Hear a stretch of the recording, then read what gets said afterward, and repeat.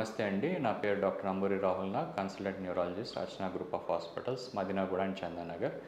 So ఈరోజు topic ఏంటంటే fits ఎందుకొస్తాయి? సో ఫిట్స్‌కి రావడానికి కారణాలు బోలెడన్ని ఉన్నాయండి. మెయిన్‌గా వస్తున్నాయంటే బ్రెయినే ప్రధాన కారణం. ఎందుకొస్తున్నాయి బ్రెయిన్‌లో? యూజువల్‌గా బ్రెయిన్ స్ట్రోక్స్ పెద్దలాంటివి వచ్చినప్పుడు మెదడులో బ్లడ్ సర్క్యులేషన్ గనుక ఆగిపోయి పెద్ద భాగాన అందకపోయినా వస్తాయి. మెదడులో రక్తం కారటం వలన వస్తాయి. అంటే యాక్సిడెంట్స్‌లో బ్లడ్ కారటం వలన వస్తాయి. ఇది కాకుండా ఫ్యామిలీ పరంగా కూడా కొన్ని వచ్చేవి ఉంటాయి. ఇది కాకుండా బి12 వైటమిన్ డి లెవెల్స్, కాల్షియం లోపాలు బాగా అంటే మరీ సింగిల్ డిజిట్స్‌లో బాగా పడిపోయి వైటమిన్ బి12, వైటమిన్ డి ఉన్నా కూడా మతిమరుపులతో పాటు ఫిట్స్ అనేవి రావటం కామన్.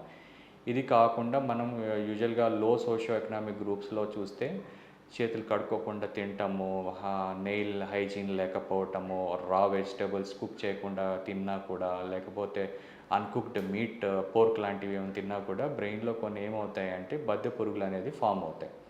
ఇవి కాకుండా కొంతమందికి ఎక్స్ట్రా పల్మనరీ ట్యూబర్క్యులోసిస్ బ్రెయిన్‌లో టీబీలు కూడా కొంతమందికి మచ్చల్లాగా ఫామ్ అవుతాయి. అవి ఎక్కువ మోతాదులో ఫామ్ అయినా కూడా ఫిట్స్ రావడం కామన్.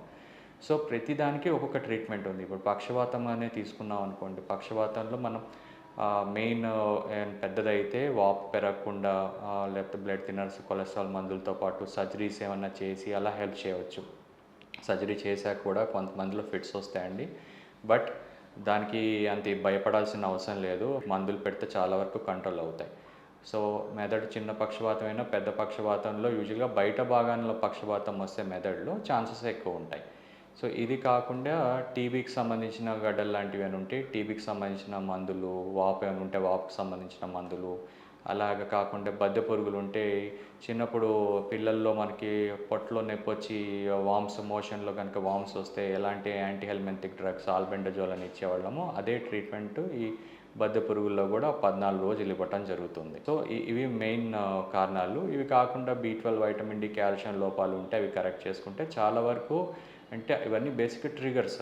సో ఆ ట్రిగర్స్‌ని మనము ఎప్పటికప్పుడు చూసుకొని మనము కరెక్ట్ చేసుకోగలిగితే వైటమిన్ బి12 అండ్ వైటమిన్ డి లాంటి కాల్షియం లెవెల్స్ కొంచెం ఎంతవరకైనా ఒక 50% అయినా మనం అట్‌లీస్ట్ ఫిట్స్ నుంచి బయటపడొచ్చు. ఇది కాకుండా ఇప్పుడు చూస్తున్నాం ఎవ్రీడే లైఫ్‌లో ఏ ఏ రకమైన ప్రొఫెషన్ కానివ్వండి, family life and professional life కనుక బ్యాలెన్స్ లేకపోతే సివియర్ స్ట్రెస్‌కి లోనైనప్పుడు కూడా కొంతమందిలో ఫిట్స్ వచ్చే ఛాన్సెస్ ఉంటాయి. సరిగ్గా నిద్ర లేకపోయినా వచ్చే ఛాన్సెస్ ఉంటాయి. సో ఇవన్నీ లైఫ్ స్టైల్ మోడిఫికేషన్స్ మనం చేసుకోగలిగితే చాలా వరకు హెల్తీ లైఫ్ స్టైల్ లీడ్ చేయగలుగుతాం. And not the least water అనేది హైడ్రేట్. అండ్ సమ్మర్‌లో బాగా హైడ్రేట్ అవ్వాలి. హైడ్రేట్ అవ్వకపోతే కూడా డీహైడ్రేషన్ మూలంగా బ్రెయిన్‌లో కొంత భాగంలో బ్లడ్ సర్క్యులేషన్ అందకపోగా దానివల్ల బ్లీడింగ్ అయ్యి ఫిట్స్ రావడం కూడా జరుగుతుంది. సో ఇవన్నీ మనం తీసుకొని మనం ఎప్పటికప్పుడు చెక్ చేసుకొని ట్రీట్ చేసుకోగలిగే కారణాలు కాబట్టి stay safe and stay healthy. Thank you.